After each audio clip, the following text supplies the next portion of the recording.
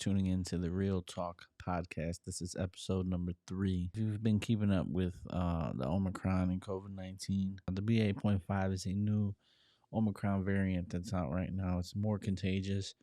It's not detectable by your average COVID 19 test. You would have to get a full panel blood work test done in order to see the antibodies in your system if you have it. Long story short, about 2 weeks ago, I've been the lucky recipient of it, and it has put me out about 2 weeks to the point where I went to the ER thinking I had like appendicitis because it was like just, it felt like so much pain on my side. It felt like somebody was squeezing me. But anyways, with that being said, I was able to indulge in Netflix for those 5 days that I was out. For those of you that know me, know I do not watch TV. I don't watch cable. I don't watch anything like that. I'm always in YouTube. I'm always indulging in YouTube, whether I'm in the bathroom, eating, or on the way to work. I'm watching YouTube. So I would say that my critiquing and judging skills on a show or movie are top notch due to the fact that I don't oversaturate myself watching all these shitty shows, movies. I was able to binge watch 3 shows, really falling in love with one, watching it over and over again. Now, I say 3 because this honestly was 3. I tried to watch other ones, other shows, other movies, and I just wasn't getting into them. I just think it was a bunch of bullshit. So these 3 shows, 2 we're going to talk about, are really good. I recommend them. They are honestly really good piece. Now, this show happens to be the new series called Pepsi Where's My Jet. Now, the show I don't think could have been casted any better, and they used the real people. It was incredibly curated and well developed. I ended up watching it about 4 times because I absolutely fell in love with everything surrounding the story, the people. It's about a kid named John Leonard who's seen a Pepsi ad advertising the infamous Drink Pepsi Get Points contest we've all seen as kids and teens on TV. With the help of his good friend and investor Todd Hoffman, they found a way to acquire the points and cash out on the greatest prize ever known to man and Pepsi, which was a F-16 Harrier fighter jet. Yes, you heard that right. I can't really explain too much without giving it away, but the story, let's just say it's incredible, and Pepsi was not having it. Just read the fine print, right? One would think. Well, there wasn't one. I was watching some like reaction videos on YouTube, and there's one YouTuber called by the name of Coyote Lab. Posted a video and was like kind of talking down on it. He happened to be a corporate lawyer, which kind of seemed biased to me because you already know whose side he's going to take. So then here I go hopping in the comment section and I put my 2 cents in. And I pretty much just told my point of view. What I thought was I sided with the kid. Pepsi should have paid up the jet. The fact that there was no fine print, and the fact that this ad passed so many sets of eyes. You have the marketing agency lawyers, you got Pepsi's lawyers, you got the insurance lawyers. It's just incredible that this even went down. But everyone's gonna have their different view on it. I'm here to debate. Make sure you check it out on Netflix.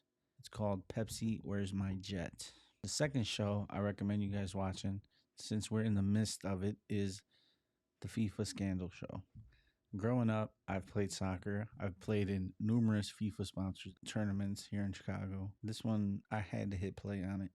And I'm still surprised that not a lot of people are talking about it and it's not getting a lot of talk. Since we're in the midst of a World Cup, everything they're talking about is like what's going on right now. And I know people are watching this show. And honestly, I think people just don't give a fuck. This show is also a 4-episode series, but the episodes are about 55 minutes. So be prepared to have some time to watch this series. Also, it might take a little longer if you're a history buff like me and you do your due diligence and you do your homework and you're going back and forth between Google and watching Netflix. It's going to take a little longer, but let me tell you, man, the stuff that goes on here, they talk about the corruption in Adidas before the Yeezys. Let's not get political here. The TV rights, sponsorships, like it's insane. the business side of this FIFA. We're gonna dive into this one a little bit because, like I said, it's just incredible all the stuff that went down. Initially, the series starts off with the Department of Justice coming out in the press conference stating that there's been corruption in the executive committee of FIFA, which is the group of people who essentially choose what country the World Cup is going to be in and other politics involving FIFA.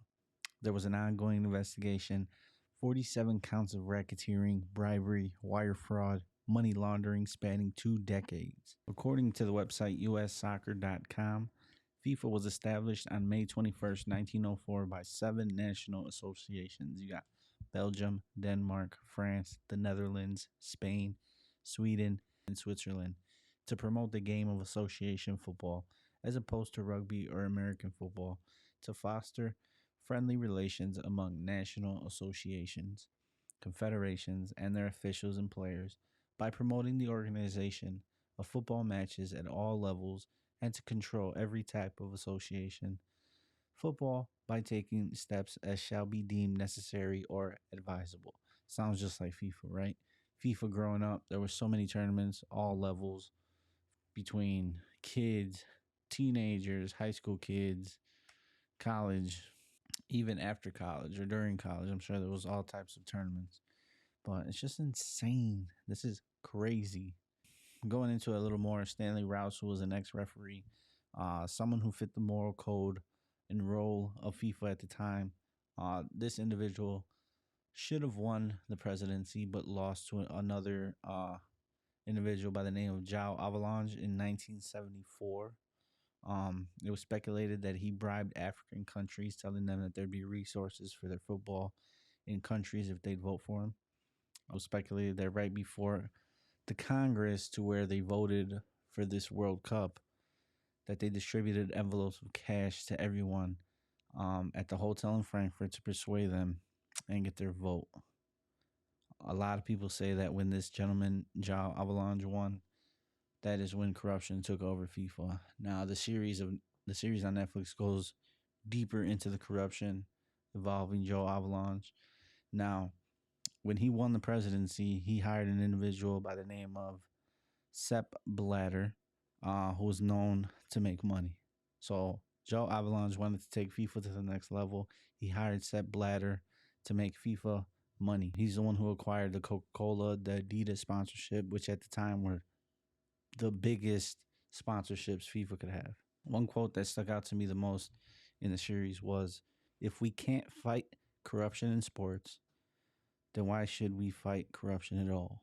Now, since we're taking the time to do these TV show reviews, there's one TV show that in 2011 came out on Fox, and it was only aired for one season. I followed Sean Ryan, a bunch of other writers from the show on Twitter, and they canceled it after the first season. They said that they didn't get the viewers for it, they didn't get the ratings for it, which I think was BS. This show was so real. Coming from being born and growing up in Chicago, I would say it was one of the realest shows that I ever seen. Sean Ryan was actually the writer, I want to say, or producer of The Shield in New York, which is also a good show. And I just want to say that Chicago Code is definitely also worth the watch. I'll post a link right here. I've seen it, and I bought it on Amazon. For those of you that know, like all these Chicago shows, Chicago Code was an outlet. It's a 10 episode series. 3 of the episodes would have been outlets for the current shows that are out today. You have Chicago Fire, Chicago Med, and Chicago PD. When you start talking about the real stuff and exposing people to how stuff really is and start getting people thinking, I feel like the higher ups, don't want you to see that. So the show, I don't think was brought back for a second season because of just how real it was. And honestly, I want to say it's like 10 times more corrupt than what the show portrayed it to be. But like I said, it's definitely worth the watch. And who knows, maybe we could bring it back. I'm sure Sean Ryan would love that. But that will be it for today's podcast. If you have any other shows, any movies for me to check out, like I said, I don't watch this. I don't keep up to date. I'm not watching the new Wednesday series. It has to be worth it for me. So please feel free to let me know. Thank you for tuning in and see you next time. Peace.